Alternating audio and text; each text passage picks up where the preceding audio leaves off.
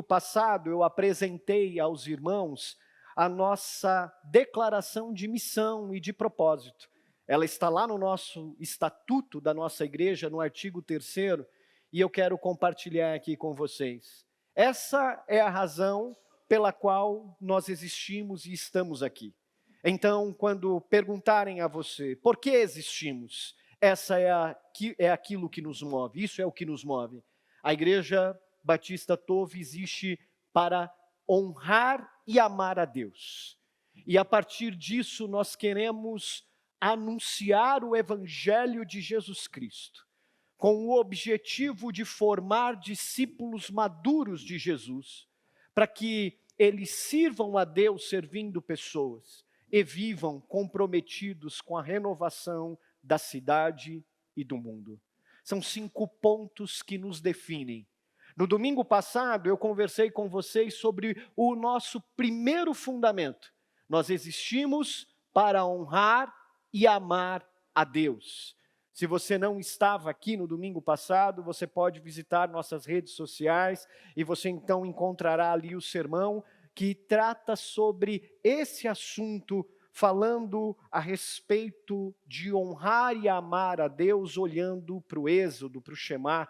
Foi isso que nós conversamos. Hoje, nesse segundo episódio, nós vamos falar sobre o segundo ponto da nossa missão: anunciar o Evangelho. E para isso, eu quero convidar você a abrir a sua Bíblia na carta do apóstolo Paulo ao jovem pastor Timóteo, 2 Timóteo, capítulo de número 4, versículos 1 até o versículo de número 8. Está lá no finalzinho da sua Bíblia, 2 Timóteo, capítulo de número 4, versículo de número 8. A carta do apóstolo Paulo ao jovem obreiro Timóteo, especialmente essa carta, é uma das cartas mais bonitas que você vai encontrar na palavra de Deus. Paulo está preso em Roma e ele está se despedindo. E ele está consciente de que irá morrer. Ele não vai se livrar da prisão, ele não vai se livrar de Nero, ele não vai se livrar da morte. E então, depois de na primeira carta a Timóteo, ele ter passado instruções ao seu obreiro, até acreditando então que em algum momento ele conseguiria encontrá-lo novamente, isso fica claro na primeira carta a Timóteo, o desejo de Paulo de encontrar Timóteo novamente e estar com ele ali na igreja de Éfeso. Parece que ele percebe que não vai acontecer isso. Então ele resolve incentivar o jovem obreiro, seu amado discípulo, se despedindo dele, passando as últimas instruções para que ele possa permanecer naquilo que é fundamental, naquilo que ele foi chamado para agora receber do apóstolo Paulo e prosseguir honrando e amando a Deus, fazendo aquilo que era correto. 2 Timóteo, capítulo 4, versículos 1 a 8, eu vou ler, você acompanha comigo a palavra do Senhor. Na presença de Deus e de Cristo Jesus, que há de julgar os vivos e os mortos, por sua manifestação e por seu reino, eu o exorto solenemente, pregue a palavra. Esteja preparado a tempo e fora de tempo, repreenda, corrija, exorte com toda paciência e doutrina. Pois virá o tempo em que não suportarão a sã doutrina. Ao contrário, sentindo coceira nos ouvidos, juntarão mestres para si mesmos, segundo os seus próprios desejos. Eles se recusarão a dar ouvidos à verdade, voltando-se para os mitos. Você, porém, seja moderado em tudo. suporte os sofrimentos. Faça a obra de um evangelista. Cumpra plenamente o seu ministério. Eu já estou sendo derramado como oferta de bebida. Está próximo o tempo da minha partida. Combati o bom combate. Terminei a corrida. Guardei a fé. Agora me está reservada a coroa da justiça, que o Senhor, justo juiz, me dará naquele dia. E não somente a mim, mas também a todos os que amam a sua vinda.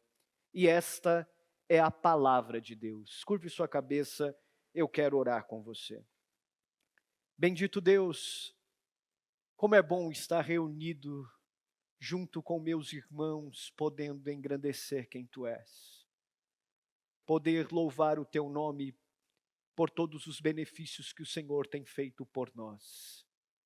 É maravilhoso desfrutar, ainda que em parte, daquilo que um dia desfrutaremos todos juntos diante do Senhor. Te engrandecemos por Tua palavra, porque nessa peregrinação em que aguardamos esse grande dia, é ela que nos guia, é ela que nos orienta, é ela que é lâmpada para os nossos pés, é ela que é conforto para os nossos corações angustiados, é ela que é bússola para a nossa inquietação. Por isso, a minha oração junto com meus irmãos é que o Senhor use essa palavra hoje para nos advertir, para que ela seja uma palavra que brote nos nossos corações de forma viva e eficaz, e que nós não sejamos meros ouvintes, mas que nós sejamos aqueles que vão, ao longo da sua vida e por esse mundo, vivê-la sendo cartas vivas, anunciando o Teu Evangelho. É assim que oramos em Teu nome, ó Cristo. Amém. O Rafa explicou aqui para a gente, enquanto ele orava, que nós vivemos nessa geração da comunicação, da informação, da necessidade que nós temos de sempre estar atualizados. E esse é o grande traço do nosso tempo, da nossa geração. Nós vivemos no tempo da comunicação. E nunca se falou tanto desse assunto. Basta você pesquisar um tema e o algoritmo logo vai te oferecer no Instagram ou nas outras plataformas que você segue algum curso ou algum guru para que você possa aprender com ele e então você vai estar apto, legítimo para desenvolver aquilo que você quer. Nunca se produziu tanto conteúdo. Eu nunca imaginei um dia, quando me perguntaram quando era criança, o que você quer ser quando crescer, que haveria uma profissão chamada influencer, que alguém ia produzir conteúdo e ia ganhar dinheiro com isso. Com certeza eu não teria escolhido ser advogado criminalista. Eu teria dito, eu vou fazer esse negócio aí, eu gosto de falar, vai dar tudo certo. Mas não foi aquilo que aconteceu na minha geração inicial. Isso faz parte dessa geração. E talvez quando os nossos filhos forem maiores, haverá outras profissões que a gente nem imagine que eles vão ganhar dinheiro. Nunca houve tanta opinião disponível. Ainda assim, irmãos, nunca foi tão difícil encontrar a verdade. Todo mundo sabe dizer sobre um assunto. Todo mundo é técnico de futebol. A Copa está chegando, não é? Todo mundo é especialista em ciência política. Todo mundo é teólogo na internet. Todo mundo tem uma opinião. Mas qual é a verdade? Quem está certo? A nossa geração ama discursos que confortam, que validam e que entretêm.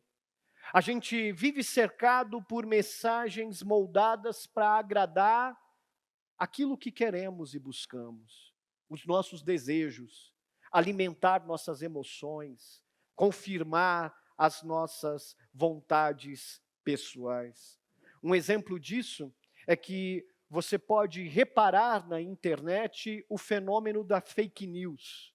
Isso foi muito forte na última campanha eleitoral e, sem dúvida alguma, voltará nessa campanha.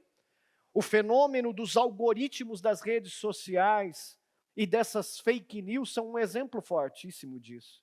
Hoje, as plataformas não priorizam necessariamente o que é verdadeiro, mas o que gera engajamento. O que as pessoas estão dispostas a acreditar, a ler, a compartilhar uns com os outros. A lógica do raciocínio, do algoritmo e daqueles que promovem essas fake news, que eu estou dando como exemplo, é mostrar para mim e para você aquilo que faz sentido para os nossos ouvidos, aquilo que faz sentido para os nossos olhos, aquilo que faz sentido para os nossos afetos. E aí, não importa se é verdadeiro, não importa se é direita, esquerda, não importa. É aquilo que eu quero ver e crer. Os algoritmos e também os coaches de plantão entenderam algo legítimo sobre o nosso tempo, especialmente sobre o coração humano. Nós preferimos informações, mensagens, conteúdos que vão confirmar os nossos desejos, que vão massagear nosso ego, que vão acariciar os nossos afetos, e não palavras verdadeiras que vão confrontar a nossa vida, que vão colocar o dedo na nossa ferida, que vão confrontar a nossa alma. Só que isso não acontece só nas redes sociais, isso acontece também na igreja. Isso acontece aqui dentro também. Por isso, existe uma diferença enorme entre uma igreja que fala sobre coisas cristãs e uma igreja que anuncia verdadeiramente o Evangelho.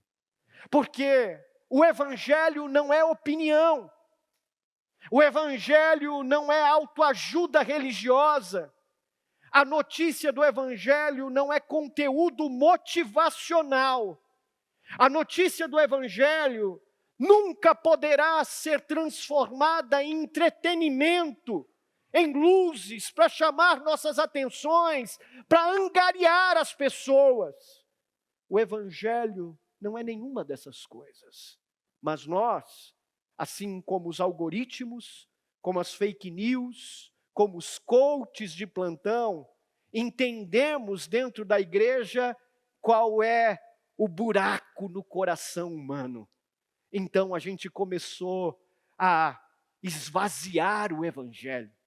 A gente começou a diminuí-lo, a gente começou, na verdade, a apresentar uma outra coisa que não é o Evangelho, a fim de alcançar a preferência humana, os nossos afetos, os nossos desejos. E é isso que nós nos tornamos, consumidores de dados e consumidores de uma mensagem que nos agrada, conforme a nossa preferência, conforme os nossos desejos, conforme as nossas vontades, e não aquilo que nos confronta.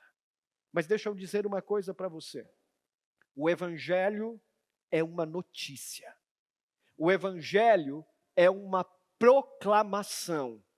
O anúncio de que Deus reconciliou pecadores que eram incapazes de se salvar, que tinham muitas opiniões sobre o que poderiam fazer, queriam ser como Ele é, mas que na verdade eram incapazes de dar conta de si mesmo. Mas o Evangelho nos contou que esse Deus, apesar de nós, reconciliou pecadores consigo mesmo por meio da vida, da própria vida desse Deus, que entregou-a, morreu e ressuscitou para que eu e você hoje, nele, e não nos nossos achismos, não nas nossas preferências, não no nosso entretenimento gospel, mas nos méritos de Cristo, pudéssemos experimentar vida. E a questão, então, aqui é que toda a igreja será moldada por aquilo que ocupa o centro da sua mensagem. Toda igreja será moldada por aquilo que ocupa o centro da sua mensagem. E se o centro é motivacional, então nós não teremos ministros do evangelho, nós teremos coaches espirituais. Se então o centro dessa igreja é a opinião, é o achismo dos seus líderes, então não é a palavra de Deus que nos guia, é a orientação de homens. Se o centro é o entretenimento, então a gente vai ter shows evangélicos e não um culto solene onde a gente presta a nossa adoração a Deus. Porque a igreja será moldada por aquilo que ocupa o centro dessa mensagem. E então a gente vai descobrir o que a igreja é, mas também o que nós somos. Se o centro é o entretenimento, então ela vai produzir consumidores da fé. É isso que ela vai produzir. Se o centro é performance, então ela vai produzir espectadores, aguardando qual vai ser a próxima performance que vai surgir, para a gente dizer, uau, isso é espetacular. Eu vi no Instagram um recorte de uma pessoa que postou sobre a Páscoa na sua igreja. E quando ela estava postando o momento ali da crucificação e tudo mais, entraram 2 cavalos dentro da igreja, 2 homens montados em cavalos. E ela estava dizendo, uau, na minha igreja é assim, na de vocês. E a gente aplaudia essas coisas. As pessoas aplaudem a performance. E nós, ao invés de sermos homens e mulheres adoradores daquele que é verdadeiramente digno da nossa adoração, se tornamos espectadores de shows evangélicos, chamando isso de culto. Se o centro for prosperidade, então a igreja vai produzir clientes. Homens e mulheres que vêm até aqui acreditando que nos seus méritos, nas suas ofertas, eles podem então encontrar a multiplicação dos seus recursos. Se o que eles pregam é a confirmação dos nossos afetos e não aquilo que nos confronta, então a igreja vai produzir crentes imaturos. Homens e mulheres que recebem a mensagem de Deus de acordo com suas preferências e quando no chão da vida são confrontados, eles não conseguem dar conta. Se o centro é o dinheiro, a gente vai produzir dominadores. Mas, de acordo com a palavra de Deus, meu irmão, o centro não são essas coisas. O centro da vida de uma igreja é o evangelho. É a boa notícia do evangelho. E quando o centro de uma igreja é o evangelho, ela produz discípulos de Jesus Cristo maduros. Aquilo que nós veremos no domingo que vem.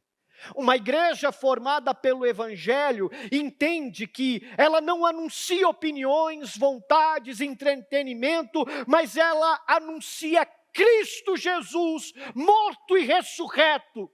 Essa é a missão central e a mensagem central da igreja. Mesmo em uma cultura que rejeita a verdade, mesmo que isso custe muito caro. E eu quero mostrar para vocês, então, nesse texto que nós lemos, o porquê essa é a missão da nossa igreja.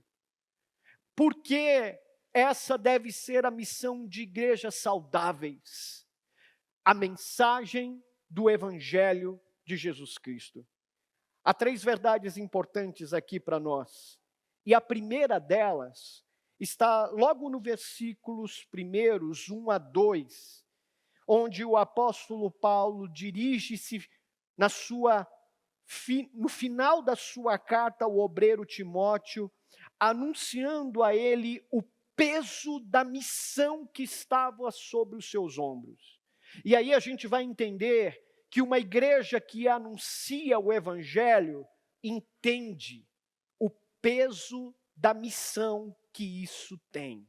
Vamos ler comigo os versículos 1 a 2. na presença de Deus e de Cristo Jesus, que há de julgar os vivos e os mortos por sua manifestação e por seu reino, eu o exorto solenemente.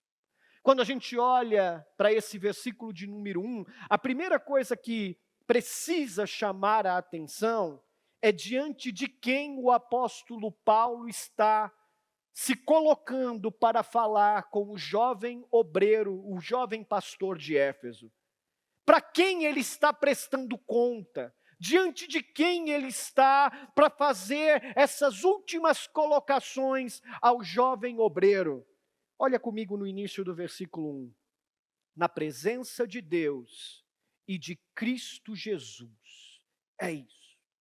A linguagem aqui que o apóstolo Paulo está dizendo ao jovem obreiro Timóteo é que nós estamos sendo chamados, que Timóteo está sendo chamado para exercer o seu ministério diante de Deus e de Cristo Jesus.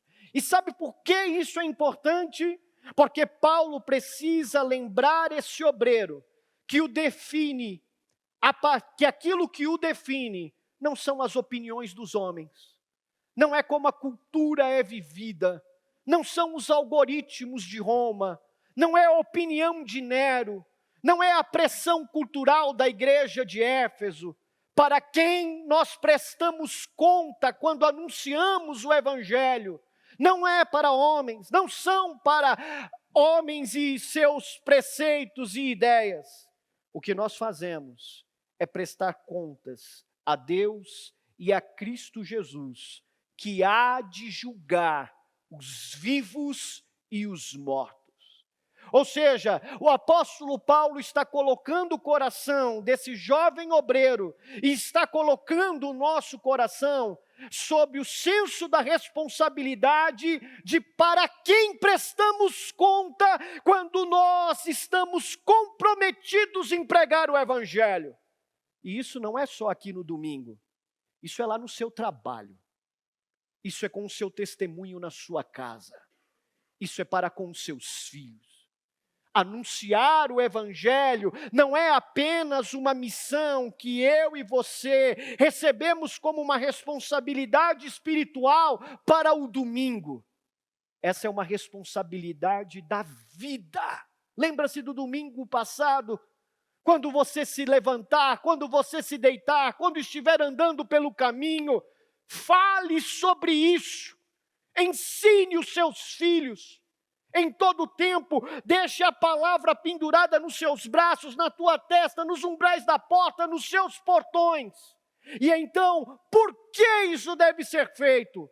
Porque nós fazemos isso, vivemos a palavra na nossa vida, anunciando essa palavra na vida doméstica e na vida pública, onde a gente está, na presença de Deus e de Cristo Jesus, que há de julgar os vivos e os mortos. Sabe por que isso é importante? Porque você não vai prestar contas para mim, meu irmão. Porque você não prestará contas para o seu cônjuge. Você não prestará contas para os seus pais. Você prestará contas a Deus naquele grande dia, daquilo que com a sua vida você prega para o mundo em que você vive. É isso. E então, diante desse senso, desse peso de responsabilidade, que olha para debaixo de quem nós estamos vivendo a nossa vida, e com o peso da eternidade, o apóstolo Paulo exorta Timóteo solenemente. E o que significa isso, Jefferson? Eu o exorto solenemente, Timóteo. Isso significa que essa mensagem não é qualquer mensagem. Eu estou advertindo você para que você agora perceba a responsabilidade que está diante de você. Isso daqui é solene, não é uma brincadeira. A gente não está trocando emojis, Timóteo. A gente não está dando curtida nas cartas um do outro e naquilo que a gente anda postando na vida, Timóteo. Viver esse evangelho é algo que precisa ser vivido com a compreensão de que é sério. Eu não vou ter mais tempo para falar com você. Eu estou me despedindo de você, Timóteo, e eu sei que você está diante de uma grande responsabilidade. A maior igreja ali naquela região era a igreja de Éfeso. E Timóteo, ele era alguém que era questionado pela sua juventude. Dá uma olhadinha na primeira carta e você achará isso. Ele é questionado pela sua saúde. As coisas estavam colocando-se em xeque em seu coração. Então Paulo resolve colocar o coração dele no lugar certo. Esquece essas coisas. Esquece quem olha torto, esquece quem não gosta de você, esquece quem está questionando por que você faz como faz. Preste bem atenção, é na presença de Deus, é na presença de Cristo Jesus, aquele que de fato há de julgar vivos e mortos, que você precisa estar certo de que prestará contas da sua vida anunciando o Evangelho. Isso é sério, Timóteo, porque a igreja, por seus pregadores, porque homens e mulheres nas suas casas e nos seus ambientes públicos deixam de viver a verdade do Evangelho para buscar a aprovação das pessoas, porque isso é mais fácil, porque isso acaba tornando a caminhada mais leve. Mas existe um custo para viver a verdade do Evangelho, a responsabilidade do peso da missão, é olhar não para os homens e o que eles pensam, mas olhar para aquele que nos chamou para a missão e ter certo de que o peso dessa responsabilidade é prestar contas para esse Deus. O problema da igreja moderna, meus irmãos, o nosso problema, é que muitas vezes a gente vai trocar fidelidade à palavra de Deus por aceitação dos homens. Você vai preferir as rodinhas de conversa no trabalho, você vai preferir as piadinhas no grupo do WhatsApp e vai permanecer nele vendo as figurinhas, vendo as pessoas aplaudirem o adultério, mandando piadas aonde você está ali no café, naquele intervalo da firma, porque a gente sempre vai anunciar aquilo que nos coloca numa condição de aceitação, sempre rejeitando a fidelidade de Deus. Moldamos a mensagem da nossa vida e a mensagem do Evangelho para a gente ser mais agradável, para a gente ser mais leve, para a gente ser mais consumível. O pregador, meu irmão, uma igreja, você é um arauto do reino de Deus. Eu estou, essa semana que passou, na semana do doutorado, e o professor, quando estava dando aula essa semana, ele atravessou o meu coração. Eu assisti uma semana inteira de aula, mas uma frase dele acabou comigo. Eu precisei parar e chorar. Ele disse assim: você tem compreensão, vocês na turma, compreensão de que Deus, na sua eternidade, escolheu a sua voz, a sua vida, para ser um arauto de Deus e comunicar o Evangelho? Percebe o peso disso? Você consegue dimensionar a validade disso? Deus, na sua eternidade, olhou para você e Ele diz: eu preciso da sua voz para que pessoas ouçam sobre mim. Eu preciso que você seja um marido melhor para sua esposa, para que casamentos que estão ruindo possam olhar para o testemunho da sua vida, não porque vocês são bons, mas porque o Senhor redimiu vocês e a sua casa, e ela seja uma mensagem viva do Evangelho, mostrando ao mundo que eles não precisam desistir, porque o Evangelho pode restaurar todas as coisas. O pregador, o pastor, você, a igreja, somos arautos de Deus, E é diante dele, do Senhor Deus e de Cristo Jesus, que há de julgar vivos e mortos, que nós temos o peso da missão e da responsabilidade. Mas a gente quer viver como os coaches dizem. A gente quer viver a vida carpentier. Tudo é momento, tudo é oportunidade. Mas de acordo com a palavra de Deus, nós somos embaixadores do reino. Embaixadores dessa boa notícia verdadeira. Não de entretenimentos, não de gospel, não de evangelicalismo moderno. Nós não falamos em nosso nome, nós falamos no nome daquele que tem autoridade e que nos chamou a nossa voz para pregar a palavra. E então, quando ele faz essa observação, ele diz o seguinte, versículo de número 2. Uma vez que você entendeu o peso da missão, eu preciso te dizer o que você vai fazer. Olha o imperativo do versículo 2. Pregue. Pregue. É isso que você tem que fazer, Timóteo. O que eu devo fazer, Paulo? A pergunta aqui é muito clara. O imperativo é, você não vai fazer outra coisa, você não vai fazer show, não vai fazer mímica, você não vai fazer espetáculo com a vida, você não vai ficar postando foto bonita quando sua vida está uma desgraça, e colocar versículo bíblico achando que isso é pregar o evangelho. Não, pregue. E então como eu devo pregar? Olha a continuidade. Pregue a palavra. É isso que você prega.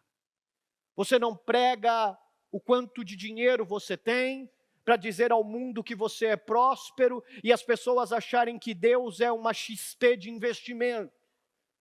Você não prega para o mundo as suas viagens acreditando que isso define qualidade da vida cristã. Você não prega isso. O que eu devo pregar, Paulo? Pregue a palavra. É isso que você deve pregar. A palavra é a única coisa que deve nortear a sua vida para que você pregue. A palavra é o conteúdo da sua pregação e é a autoridade sobre a qual você está firmado.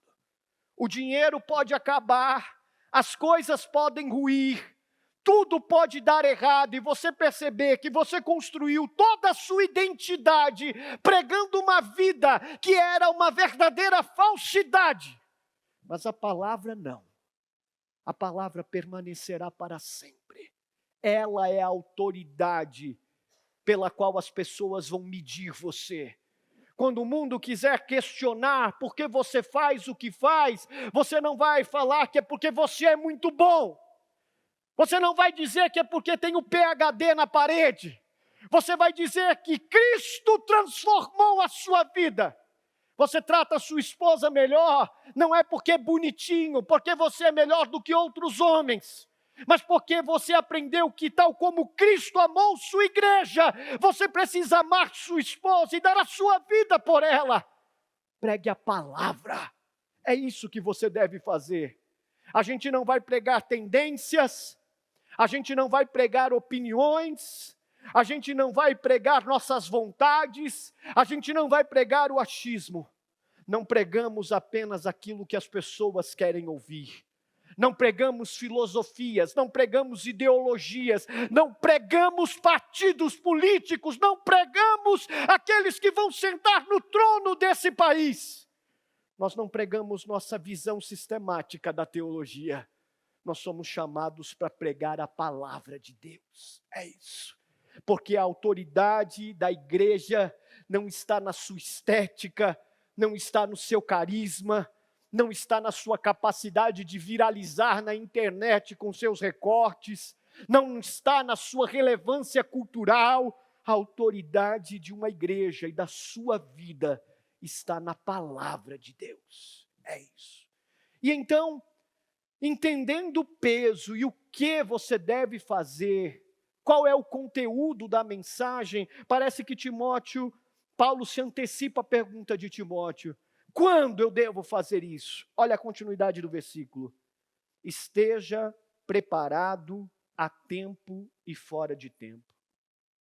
Em tempo e fora de tempo, me parece que é algo muito parecido com aquilo que nós vimos no domingo passado. Quando você se deitar, quando você se levantar, quando você estiver andando, a palavra de Deus é maravilhosa porque ela se auto-interpreta. O que o apóstolo Paulo está dizendo, que o quando deve ser em todo tempo. Esteja preparado em tempo e fora de tempo, ou seja, todo tempo é oportuno para você ser um arauto de Deus na sua vida, pregando ao mundo a boa notícia do Evangelho. Quando você tiver tempo e quando você não tiver tempo. Mas aí é um problema, Jefferson. E onde que vai ficar as minhas vontades? A gente escolhe servir na igreja por preferências, troca as nossas agendas de serviço porque a gente prefere a praia.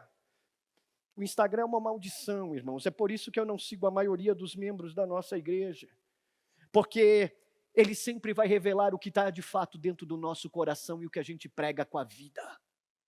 Então, o que nós devemos fazer, Paulo, com essa mensagem? Pregue-a. Quando? Em todo tempo.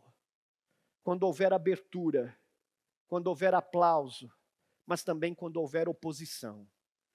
Quando você perder o emprego por causa da mensagem do Evangelho. Quando houver resistência. Quando você tiver que dizer não para um cliente porque a proposta é indecente. Esses dias um membro da igreja ligou para mim dizendo: pastor, eu recebi uma proposta de um cliente e eu estou um pouco preocupado. Como o senhor é da área criminal, eu queria que o senhor me ajudasse a tomar essa decisão. E eu fui olhar o histórico do cliente. Essa preocupação desse irmão é alguém que está querendo pregar a palavra de Deus com a sua vida, com o seu testemunho moral, mesmo quando isso custe perder um faturamento para a sua empresa. Em que tempo? Em todo tempo. Quando houver gente que resista a essa mensagem, quando for conveniente, mas também quando não for conveniente, pregue a palavra. Sabe o que isso significa para mim e para você?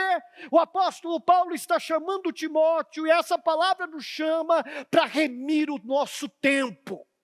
E para definir as nossas agendas de prioridade, que a gente acha que viver nesse mundo é algo que tem a ver só com esse presente tempo e se esquece da eternidade. E de que nós estamos diante de Deus e de Cristo Jesus, que há de julgar vivos e mortos. Então, Timóteo, perceba diante da responsabilidade que você está. Aproveite o tempo para fazer dele algo extraordinário, pregar a palavra. No mundo, a gente tem uma máxima muito curiosa, sobretudo na área empresarial. A gente diz que tempo é dinheiro. O apóstolo Paulo está dizendo que quando cristãos vivem diante do peso da responsabilidade que possuem de ser arautos de Deus, tempo não é dinheiro, tempo é salvação. Pregue a palavra, em tempo e fora de tempo. Tem alguém do seu lado que precisa conhecer Jesus, e você está dando risada das piadas. Pregue a palavra, quando? Em tempo e fora de tempo. Remir o tempo, compreendendo que ele é uma oportunidade de salvação. É isso para o qual eu estou te chamando. E como eu devo fazer isso, Paulo? Olha a continuidade do versículo. Repreenda, corrija, exorte com toda a paciência e doutrina. Parece a mesma coisa, né? Parece sinônimos. Corrigir, repreender e exortar, mas não são. Quando a gente olha para o texto original, a gente percebe que o apóstolo Paulo está apontando para uma mensagem que vai alcançar públicos diferentes. A ideia de repreender aqui tem a ver com os imaturos na fé. aqueles que ainda precisam ser repreendidos para ajustar os seus afetos e colocar o seu coração no lugar certo, e dizendo que são bons, ouvem a palavra de Deus e entendem que não são, e por isso eles precisam da repreensão do Evangelho.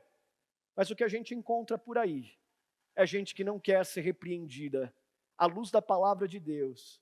Eu não gostei. Eu acho que não é assim. À luz da minha interpretação, não é isso. Corrigir tem a ver com aqueles que são ímpios no meio do povo de Deus. Aqueles que estão entre nós, mas ainda não foram iluminados pela verdade em seu coração. E vivem aqui dentro como se fossem crentes, mas na verdade são ímpios no meio de nós. Corrija-os. Exorte aqueles que são imaturos, mas corrija aqueles que estão no meio de você, Timóteo, aí em Éfeso, procurando, na verdade, gerar grupos facciosos de oposição, se colocando contra a verdade do Evangelho. Corrija-os, porque a mensagem que você tem para pregar não é para massagear os afetos, não é para encontrar amigos, mas é para falar a verdade. E então ele termina dizendo: corrigir, repreender e exortar com toda a paciência. O exortar tem a ver com aquele confronto da vida que às vezes nós temos no nosso dia a dia.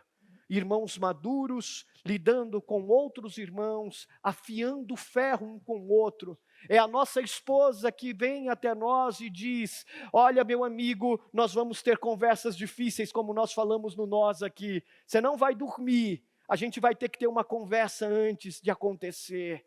Ou seja, o apóstolo Paulo está dizendo que a palavra de Deus, ela serve para toda e qualquer situação dos crentes de uma igreja. Se você é um imaturo, sinto em decepcioná-lo. Suas informações não são suficientes para iluminar o teu coração, mas a palavra de Deus é.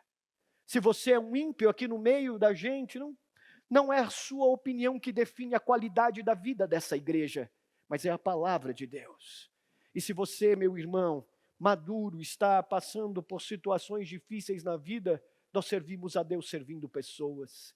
Nós estamos aqui ajudando uns aos outros. E como eu faço isso? A partir do quê? Da paciência, da mansidão e com a doutrina. A gente exorta, repreende, a gente chama ao arrependimento, corrigindo com a palavra de Deus, com a doutrina.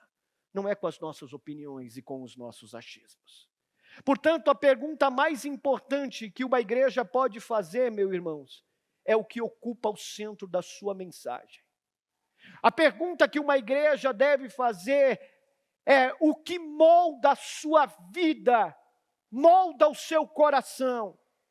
E se o Evangelho ocupa o centro da sua vida, se o Evangelho ocupa o centro da vida da igreja, isso significa que anunciar Cristo não é uma responsabilidade apenas dos pastores dessa igreja, dos líderes dessa igreja. É uma vocação cotidiana para todos aqueles que servem a Deus. É uma responsabilidade para você. Uma mãe anuncia o Evangelho quando discipula seus filhos dentro de casa. Um pai anuncia o Evangelho quando conduz sua família em fidelidade a Cristo. Um jovem anuncia o Evangelho quando permanece fiel em uma geração moldada por superficialidade. Um profissional anuncia o Evangelho quando trabalha com integridade num ambiente dominado por corrupção, egoísmo e vaidade. A igreja anuncia o Evangelho não apenas quando se reúne dominicalmente, mas quando seus membros vivem fora das quatro paredes, como testemunhas de Cristo ao longo da semana nas suas vidas ordinárias. Mas talvez isso seja muito teórico, e Paulo sabe disso. Ele sabe que permanecer fiel ao Evangelho vai produzir tensão que é maior do que a informação. Existe algo no coração humano que vai preferir a mensagem que agrada à verdade que confronta. E aí vem a segunda verdade para nós olharmos para o texto essa manhã. Versículos 3 e 4. Uma igreja que anuncia o evangelho não se curva à cultura, às opiniões e aos afetos humanos. Nós não pregamos para afetos, nós não pastoreamos afetos, nós pregamos para o coração. E é isso que a palavra de Deus confronta. Olha o versículo de número 3.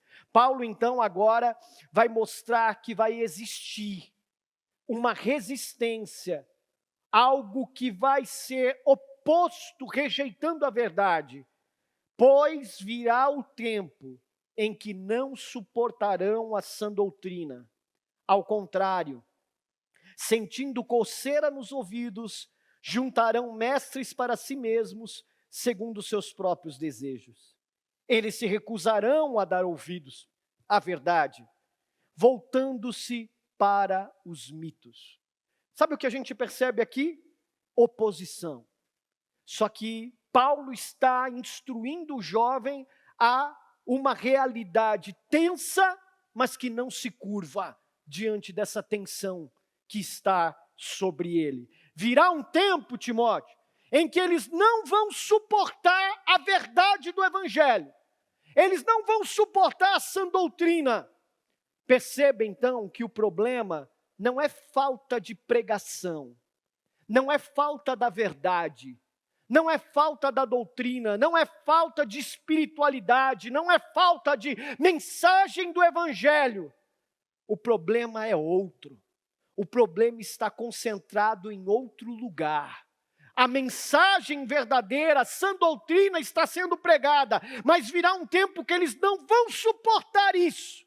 Então não é falta de verdade. Pode haver muitas igrejas transformando seus púlpitos em entretenimento, mas há, para a graça de Deus, igrejas saudáveis e sadias que não se curvam às pressões desse mundo, a reduzir o evangelho para agradar as pessoas. Não, que não estão se preocupando com isso, porque não pastoreiam afetos. Então, onde está o problema, Jefferson? Olha a continuidade do versículo. Pois virá o tempo em que não suportarão a sã doutrina, ao contrário, eles, sentindo coceira nos ouvidos, juntarão para si mestres para si mesmos, segundo os seus próprios desejos.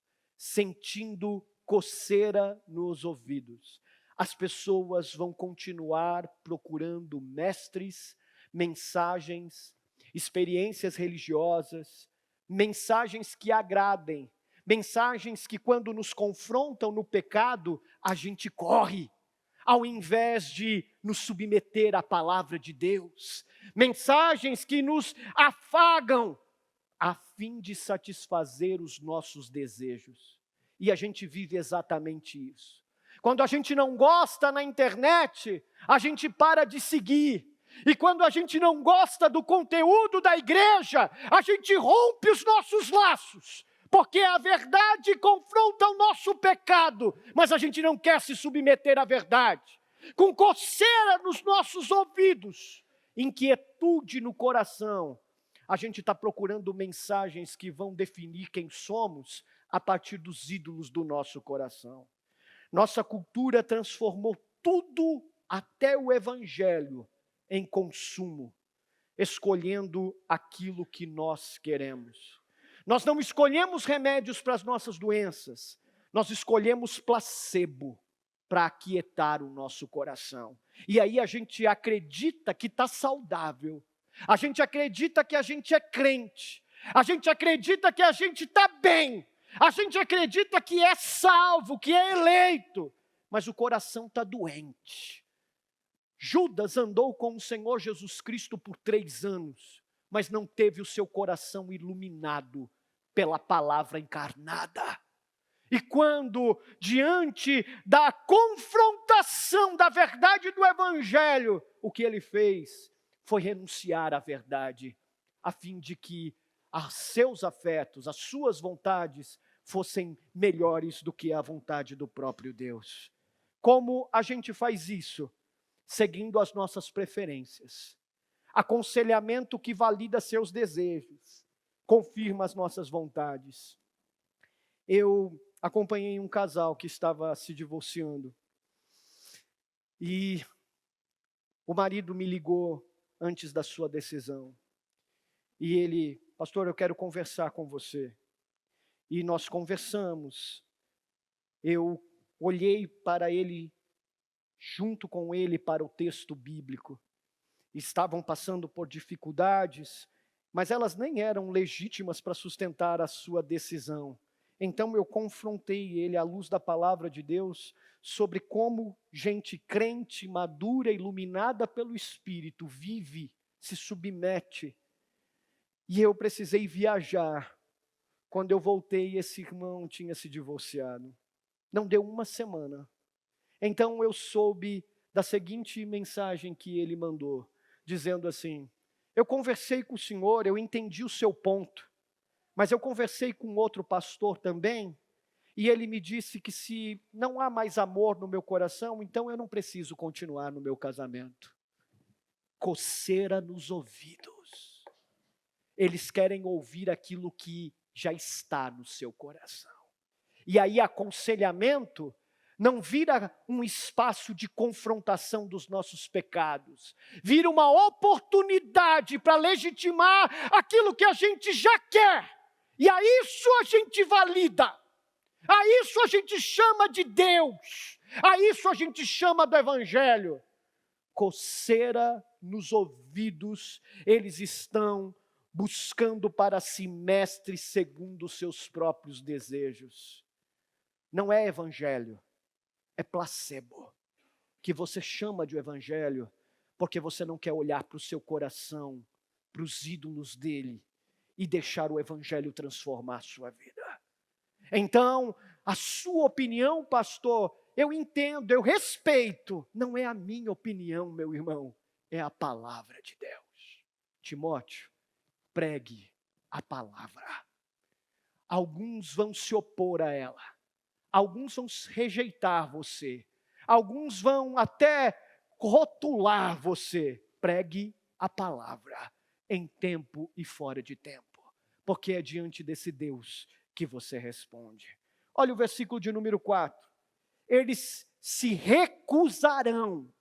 E sabe o que significa isso, irmão? Uma atitude do coração em se opor diretamente à palavra de Deus. Eles se recusarão a dar ouvidos à verdade. A isso nós chamamos de obstinados. Eu não quero isso para a minha vida. Eu não quero. Eu quero aquilo que eu acho certo. Eu não quero o conselho de Deus. Eu quero aquilo que é bom para mim. Então, nós vamos nos recusar à verdade. E a gente se volta para onde? Para os mitos. E mitos aqui é idolatria. A gente se volta aos ídolos do nosso coração. Só que ídolos, irmãos, se você está estudando o pastor Tim Keller nos pequenos grupos, eles sempre vão exigir de nós sacrifícios. E sacrifícios muito caros. O único Senhor que não exige de nós sacrifícios é aquele que se fez sacrifício por nós, mesmo eu e você não merecendo. Então, quando a gente se opõe à verdade, veja, não é falta de verdade, não é a minha interpretação, é a palavra de Deus que Timóteo prega. O que a gente faz? Se socorre dos ídolos, porque eles sempre vão fazer acreditar, o seu coração acreditar, que você está certo, que você é bom. Toda a igreja, e inclusive você, vai sofrer a tentação de adaptar a mensagem do Evangelho para ser aceita, e nós vamos ser tentados a se opor a ela e a recusá-la. Todos nós, na nossa vida ordinária, sofreremos essa tentação. Mas uma igreja fiel, um povo fiel, entende que é melhor desagradar a cultura, desagradar os homens, do que abandonar o Evangelho. Pregue a palavra. Porque quando a igreja perde o Evangelho, quando você permitir que o centro da sua vida não seja a palavra de Deus, mas suas opiniões, então você perdeu sua identidade em Cristo Jesus. Para encerrar, Paulo adverte da tensão que vai existir, mas quando ele descreve essa crise de geração, ele olha para Timóteo e diz assim: enquanto muitos vão abandonar a verdade, você deve permanecer fiel, porque o evangelho nunca avançou através de homens moldados pela cultura. O evangelho nunca avançou através de homens que se renderam. Tertuliano diz que o sangue dos mártires é a semente da igreja que faz ela brotar. A semente da igreja não foi conformar-se ao mundo, mas foi confrontar o mundo com a mensagem do evangelho, ainda que isso custasse a vida, ainda que isso nos custasse muito caro. O evangelho cresce por homens moldados à palavra de Deus. E aí vem a terceira e última verdade para nós encerrarmos. Uma igreja que anuncia o evangelho gasta a sua vida por essa missão.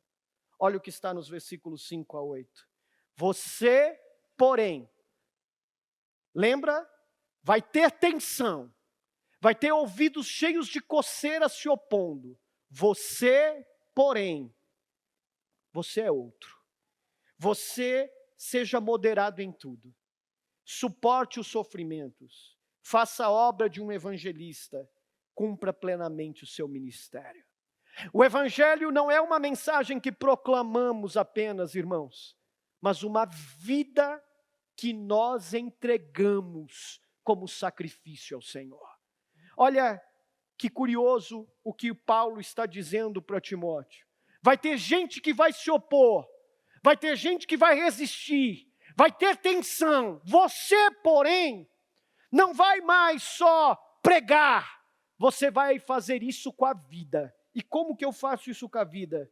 Seja moderado em tudo.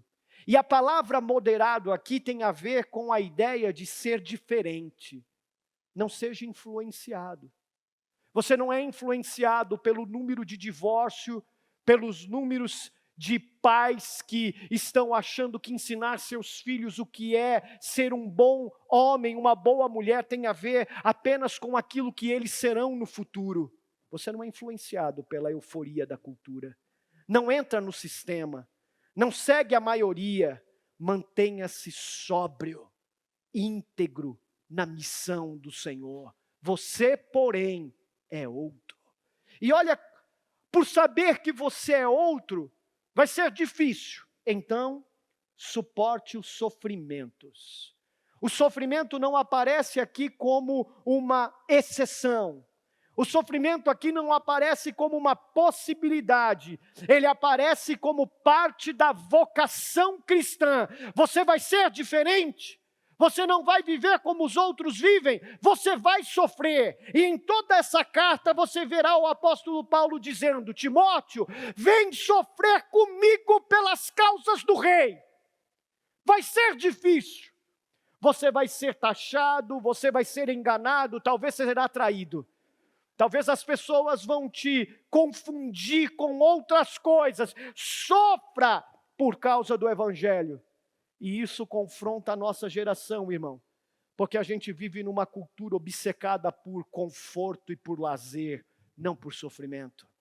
Mas o Novo Testamento nunca colocou o conforto no centro da vida cristã. Mas o centro sempre foi Cristo Jesus na sua vida. Eu gostaria muito que o dia que o Senhor me levar para a eternidade, o testemunho dos meus filhos, da minha esposa, dessa igreja, seja o testemunho que conte sobre a história de alguém que sofreu nas trincheiras, lutando as guerras do rei. Vai me custar dormir às 4 horas da manhã para poder terminar o sermão.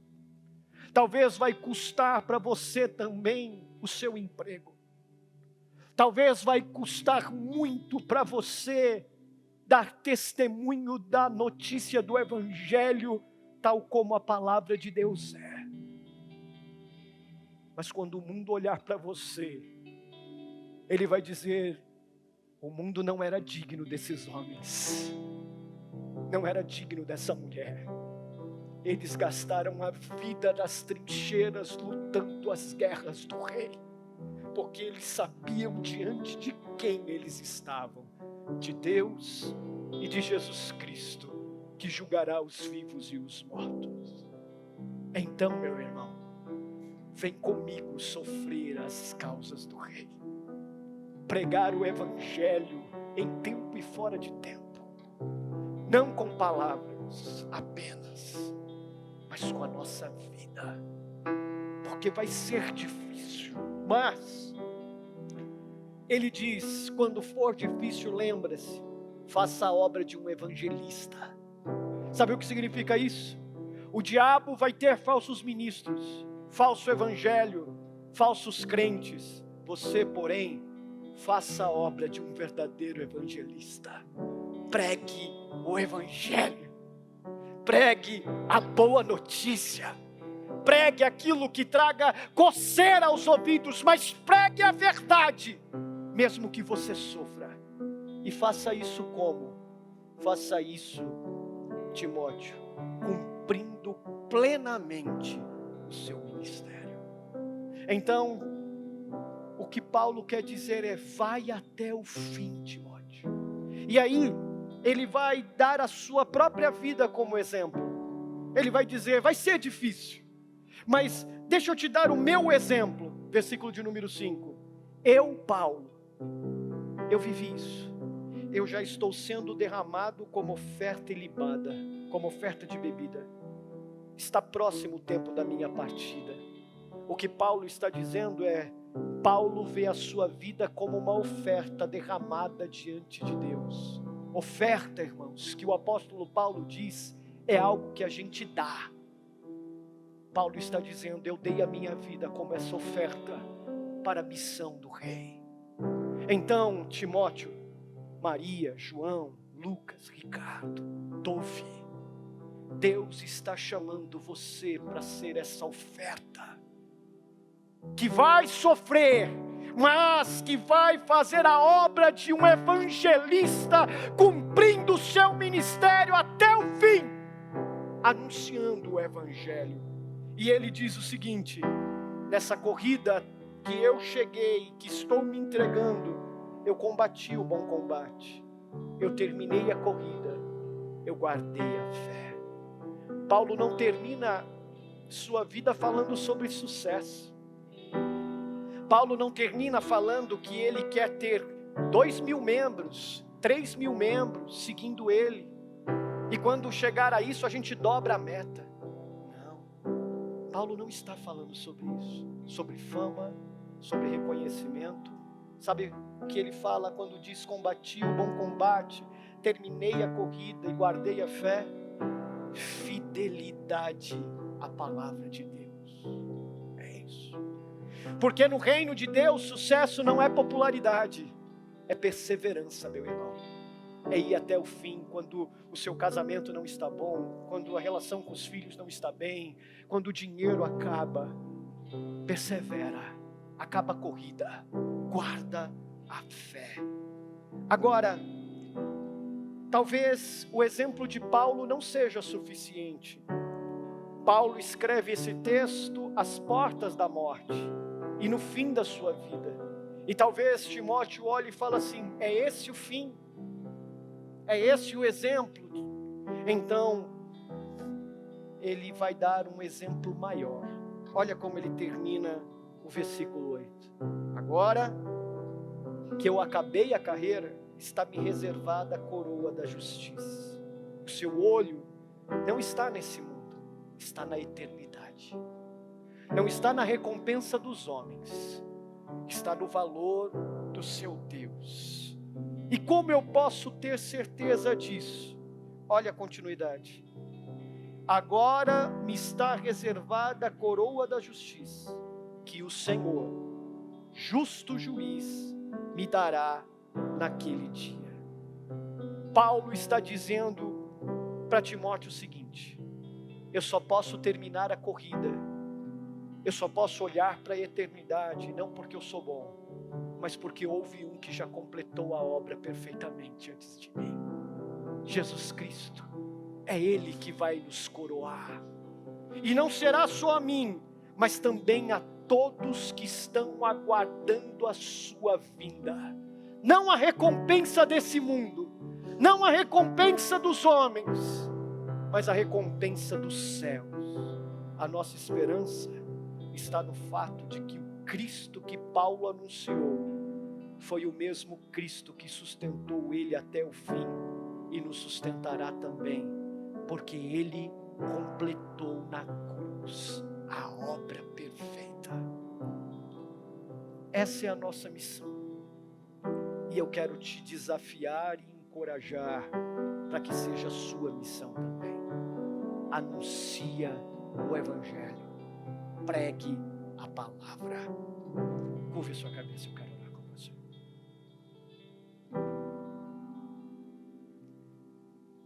A gente está pregando muita coisa, Jesus. Nós estamos pregando nossas vontades, nosso achismo, nossas opiniões, nossas preferências, os etos do nosso coração. A gente faz isso na nossa vida o tempo todo. A gente interpreta a tua palavra de acordo com as nossas preferências e vontades. A gente não se submete a ela. Com coceira nos ouvidos e inquietação no coração, a gente se submete aos ídolos do nosso coração, as mensagens que nos confortam. Destrona hoje os ídolos do nosso coração, Senhor. Que a tua palavra atravesse o nosso coração hoje. Que a tua palavra, ela traga luz para os nossos corações e a gente perceba que não dá para viver nesse mundo se não for se submetendo ao Senhor em toda a nossa vida. E quando isso acontecer, quando a palavra nos ferir, que ela produza frutos em nós, para que os outros possam desfrutar. Frutos para a tua glória, testemunhos no trabalho, na faculdade, dentro de casa. Que os nossos filhos não nos conheçam porque gritamos, mas porque estamos de joelhos dobrados. Que a nossa esposa nos honre, não porque a gente traz dinheiro para casa, mas porque nós estamos dispostos a amá-la como o Senhor amou a sua igreja e dar a sua vida por ela. Que nós sejamos cartas vivas do Evangelho, uma igreja, um povo comprometido com isso, anunciar a verdade, sendo bons evangelistas, ainda que isso nos custe, até o fim. É assim que oramos, em teu nome.